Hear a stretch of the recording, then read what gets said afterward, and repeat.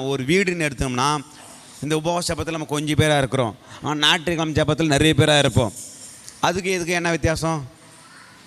நாலு தினத்தில் பார்த்தீங்கன்னா இந்த இடம் ஃபுல்லாக இருக்கும். இப்போ நம்ம கொஞ்சம் பேராக ஜெபம் பண்ணியிருக்கிறோம். என்ன அர்த்தம்? நான் நேற்று தினத்தில் நான் சொன்னேன், ஒரு வீடுன்னு எடுத்தால் அதில் தூண் இருக்கும். கடைக்கால் போட்டு என்ன பண்ணுவாங்க, பில்லர் எழுப்புவாங்க, காலம் நிற்கும் அப்படியே.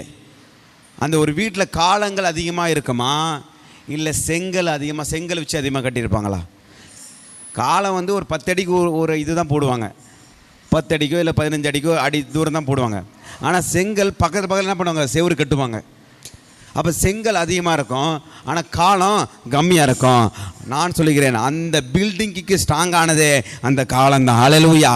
இந்த உபவாச ஜெபத்தில் வந்திருக்க நீங்கள், இந்த ஊழியத்திற்கு கர்த்தர் உங்களை காலமாக தூண்களாக கர்த்தர் வைத்திருக்கிறார். அதனால் யார் வந்திருக்காங்க வரல, இந்த ஊழியத்திற்கு நீங்களும் நானும் தான் தூண்களாக கர்த்தர் வைத்திருக்கிறார்.